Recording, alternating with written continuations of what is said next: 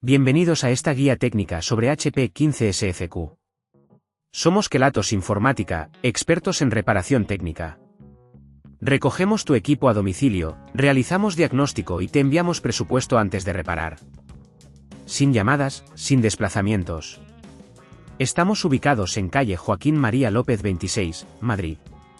Cómodo, transparente y profesional. Enlace en la descripción. Hoy vamos a abordar un problema que muchos usuarios han reportado. Un ruido raro al encender su HP 15 SFQ.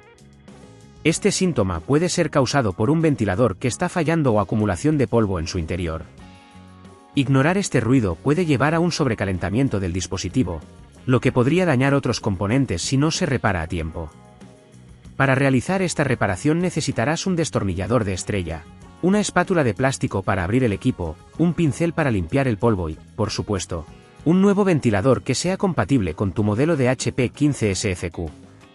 Primero, asegúrate de desconectar el portátil y retirar la batería si es posible. Utiliza el destornillador para quitar los tornillos de la tapa inferior.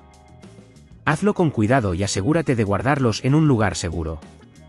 Una vez que la tapa esté suelta, utiliza la espátula de plástico para hacer palanca suavemente y abrir el dispositivo sin dañar la carcasa. Dentro, localiza el ventilador, que es el componente que está haciendo ruido. Desconecta los cables que lo conectan a la placa base. Recuerda hacer esto con cuidado para no dañar nada alrededor.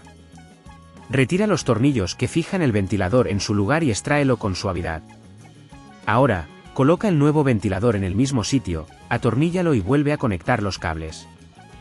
Asegúrate de que todo quede bien ajustado, pero no apliques demasiada fuerza para no dañar los componentes cercanos. Una vez que todo esté en su lugar, coloca nuevamente la tapa inferior y atornilla todo en su sitio. Conecta el equipo y enciéndelo para verificar que el ruido ha desaparecido. Si en este punto ves que es demasiado complejo, recuerda que en Kelatos recogemos el equipo en tu domicilio y te lo devolvemos reparado.